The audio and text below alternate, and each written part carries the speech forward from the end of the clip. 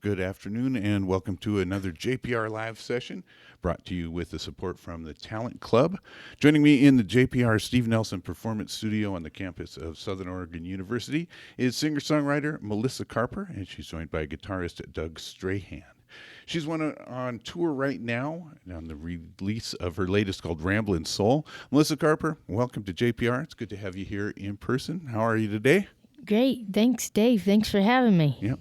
You're performing tonight at La Baguette in Ashland. It's a sold-out show. Congratulations on that. And your new record. It's been getting quite a bit of praise. We've been enjoying it quite a bit ourselves. Thank you. And you can find Melissa Carper CDs, vinyl, T-shirts, as well as her bio and tour schedule at her website, melissacarper.com. It's MELISSACARPER.com. You're on an extensive tour right now. It's taking you all over the place, including some dates with Hayes Carl and Brendan Lee and Kelly Willis. Is this your first time back out since the pandemic? Or? Oh no, I've been playing quite a bit. But I haven't toured quite this much in a long time. Yeah, I was noticing you have dates like pretty straight up usually through I stay April. closer to home, and I've never toured the West Coast, so this is a first for me. We're having a great time. Oh, good. Yeah, so it's going pretty well. You were in Reno last night. How was that show? Yeah, it was fun. It was also a sold-out show. It was a little spot, Abby's Highway 40, but yeah, super fun. Cool. Have you noticed audiences are a little different now, or are they different on the West Coast? Are they different from before the pandemic? How's that been going? Well, I would say we've had great audiences on the West Coast. They're very enthusiastic. I've been surprised that people actually know my music, which is really cool because I've never been over here. So there's some people that are like singing along the songs, and it's nice to have some enthusiastic audiences. It's really exciting to be out here. Yeah, we're excited that you're here with us today. Well, how about starting off with a song? What do you want to play? How about Zen Buddha? Love that one. All this right. is Zen Buddha and Melissa Carper in a JPR Live Session. Oh,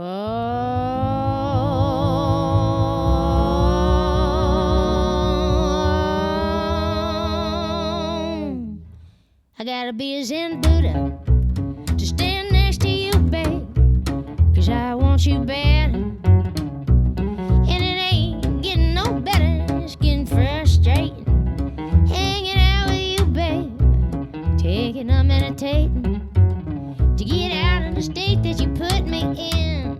Zen Buddha, Zen Buddha, Zen Buddha, Zen Buddha.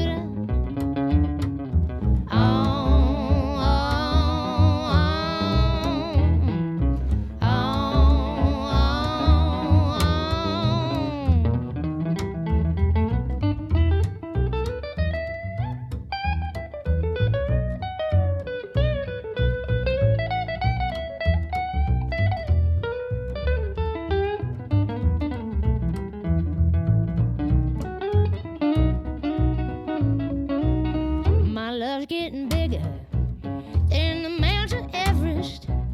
Oh, it is wider than the whole Mount Highway. It is deeper than the Atlantic. It has expanded to include the Milky Way. Zen Buddha, Zen Buddha, Zen Buddha, Zen Buddha.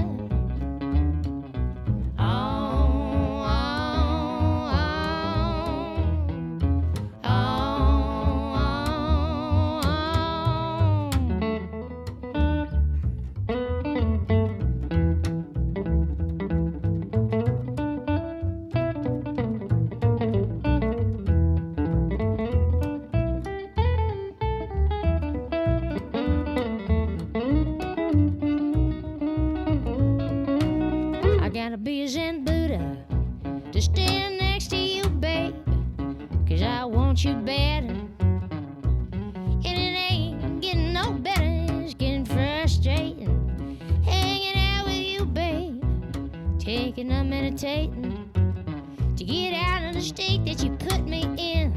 Zen Buddha, Zen Buddha, Zen Buddha, Zen Buddha.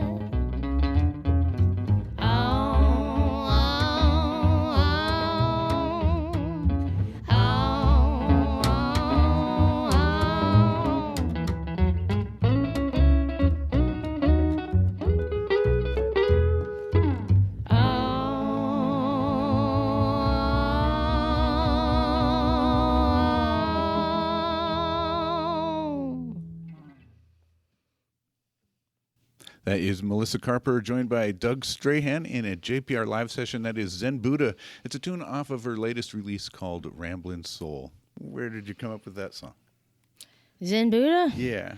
Oh, actually, it was quite a long time ago. It's kind of about having a crush on somebody, and you have to be around them, but you can't be with them. And so when you first start having a crush on somebody, you feel a lot of love. There's a lot of love in your heart. That's what it's about. Excellent. Yeah, great tune. Thanks so much for playing that. Yeah, I love this nickname that Chris Scruggs gave you, Hillbilly Holiday. Where does that come from? You're pretty well versed in all kinds of old Americana. What brought you into that realm of music? Yeah, well, I grew up listening to old country music. My family had a bunch of Hank Williams and Loretta Lynn, Patsy Cline, all kinds of old country that we listened to, and we had a family country band as well. And then as I started getting a little older, I was discovering I liked even older stuff than they had, like Jimmy Rogers, and I started listening to old blues. And then I discovered I loved the jazz vocalists, and so I just kept finding what I could find, I love that nickname too that Chris gave me, but I never thought I sounded like Billie Holiday, so that's news to me. But I'll use that quote though. Yeah, when you're getting into some of the more jazzy stuff you do, I can really hear it. It's a good nickname too. My gateway song into your music was "Would You Like to Get Some Goats?" That's from your previous album, Daddy's Country Gold. And at that time, you and Rebecca Paddock were living and working on a farm, and you're still doing that. Is that right? I'm living on a farm. We're still living on a farm near Bastrop, Texas. But we don't have time to work there anymore. You're playing music. We were doing work trade there during the pandemic when we had lost our gigs. But these days we're full-time musicians again. So wow. I do love working on farms, though. If I wasn't a musician, that would be my choice of trade. So you and Rebecca go back to the band, the Buffalo Gals Band, right? Were you in that together? Yeah. We formed that band together, Buffalo Gals, and then we're also in a band called Sad Daddy. I was going to ask about that. We were playing that album Way Up in the Hills that came out about a year or so ago. I heard you had some dates to write some more with that band. Oh, that's right. Yeah, we just had gigs. Sad Daddy had gigs in Arkansas around New Year's, and then we spent about 4 or 5 days after our shows hanging out and trying to write some songs together So can we expect some new Sad Daddy coming out in the near future? Yeah, I don't know about the near future, but hopefully we'll get around to recording again this year. Everybody in Sad Daddy's pretty busy, and we're all kind of doing our own thing. And Joe, the banjo player, has 2 little babies. Well, the youngest is only 6 months, so we don't play a lot, but I'm hoping we do get to record again this year. It's a super fun band. I love playing with Sad Daddy. How do you guys go about in a group like that doing writing? Is it somebody comes in with lyrics? Do you sit around at a think tank and do lyrics? How do you? Yeah, it's been some of everything, or you'll come in with a little idea, and then maybe everyone will help you develop it. Or this time around, there are a couple just brand new, fresh songs we started together, which that was fun. Yeah, it's really fun. Everybody we're all like old friends at this point. We've been hanging out over 10 years, so it's just, fun hanging out. We have a good time. And to me, everyone in Sad Daddy, they're some of my favorite songwriters, so it's fun to get those minds together. Well, we'd love to hear another song. What do you want to play with? How about we do From What I Recall? Oh, great. Love it. All right. Oh.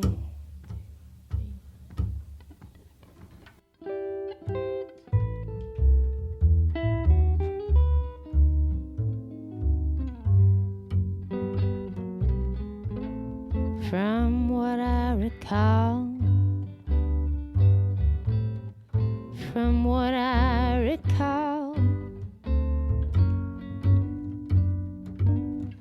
we were never right for each other after all.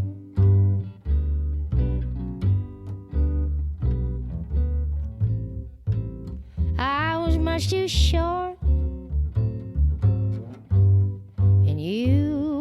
much too tall, and we were never right for each other after all.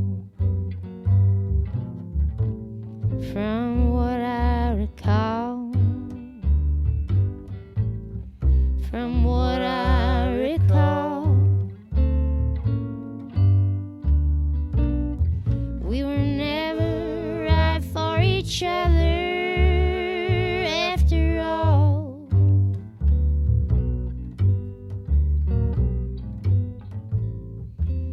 Your mama never liked me,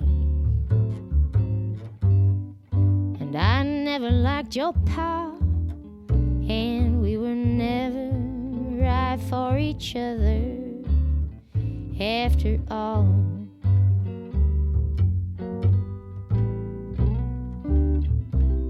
So after all this time has passed, why does my love for you last after all?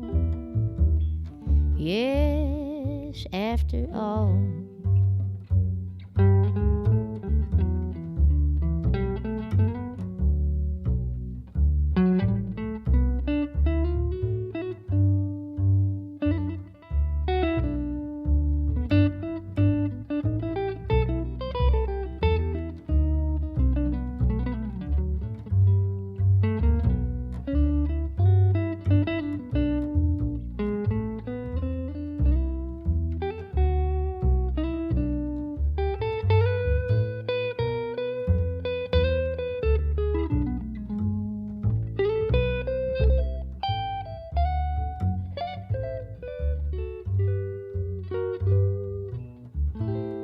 From what I recall,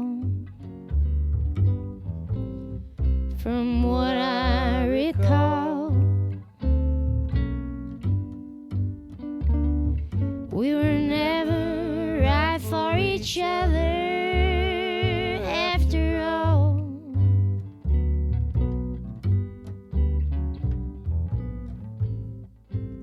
I like to stay at home, you like to go out to the ball, and we were never right for each other after all.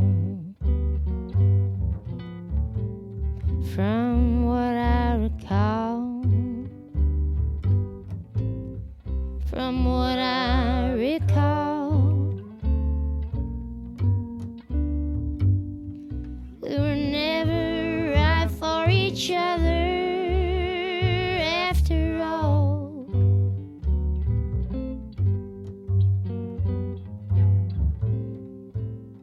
You were in your spring,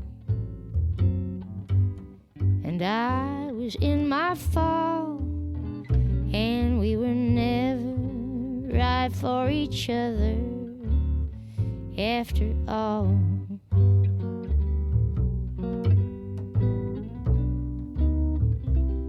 So after all this time has passed, why does my love for you last after all? Yes, after all. After all. Yes, after all.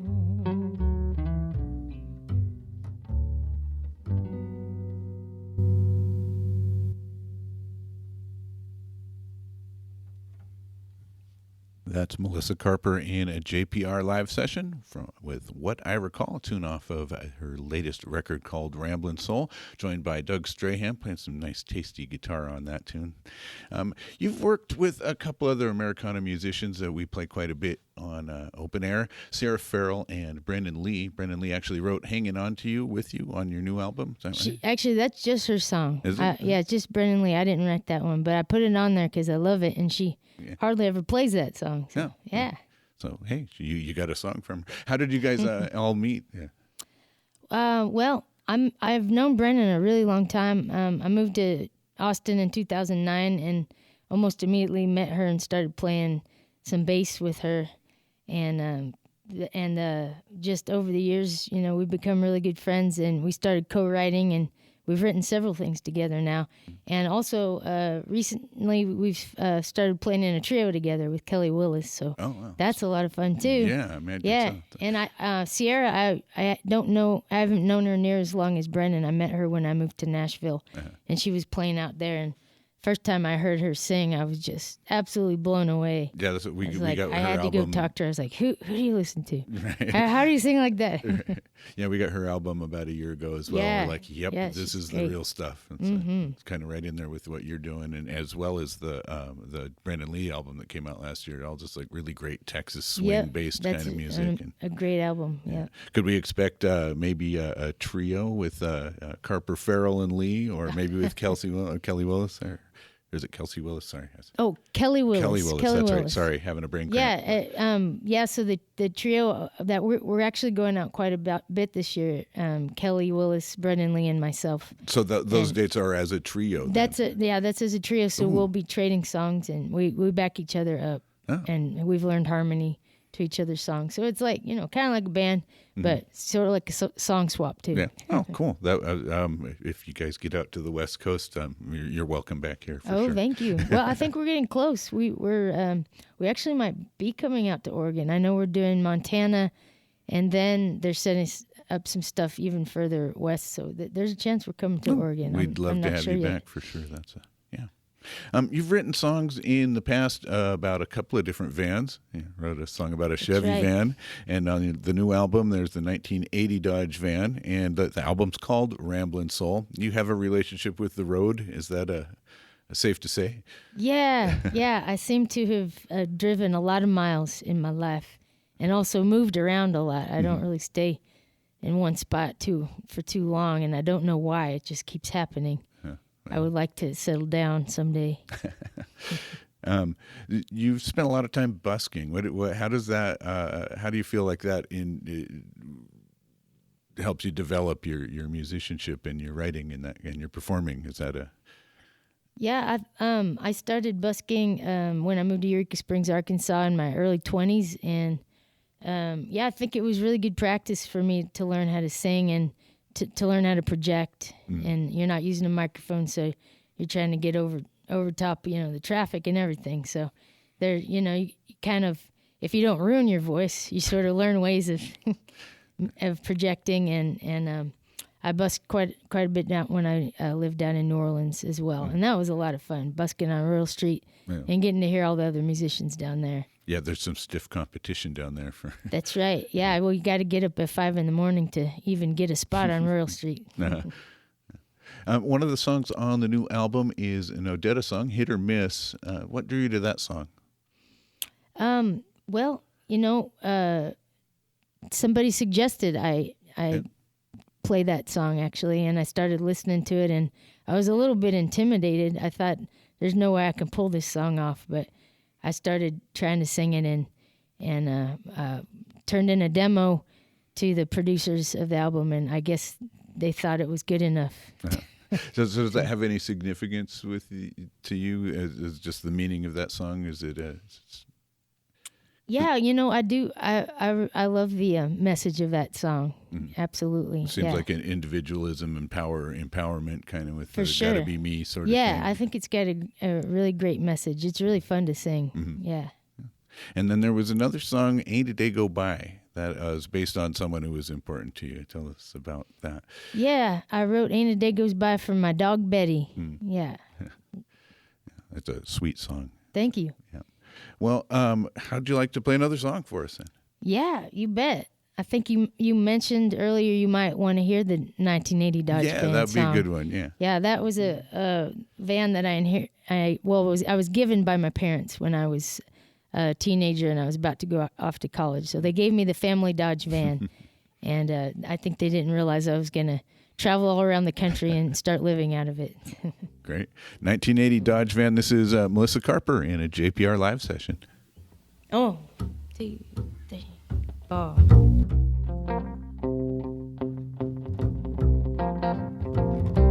A 1980 Dodge van was my very first car. I drove her and around just everywhere. She had 300,000 hard miles on that motor. Been hauling my family around long as I remember.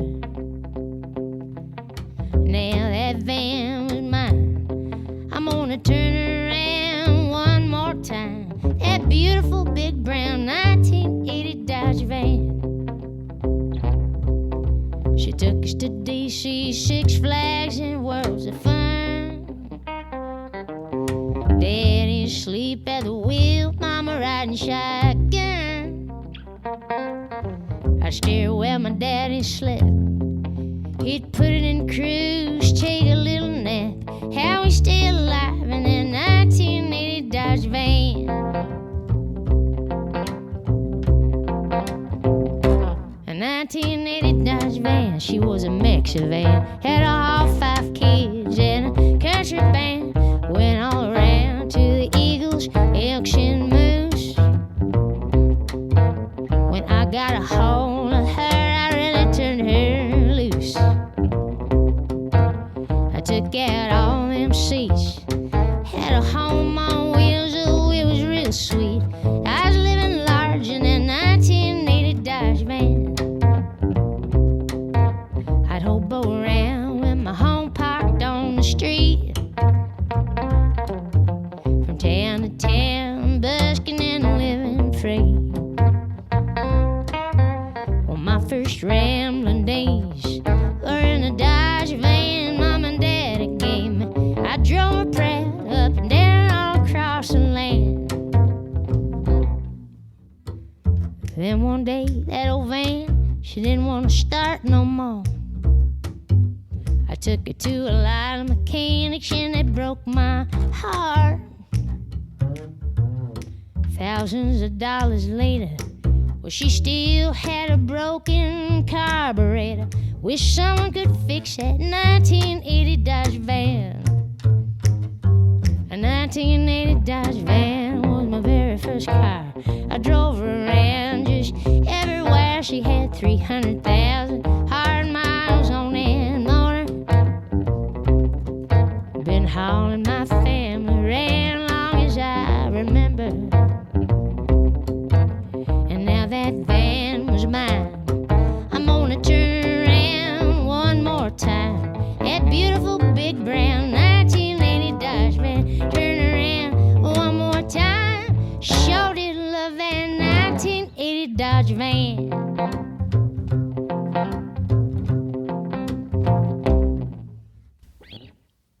Melissa Carper in a JPR Live Session, 1980 Dodge van.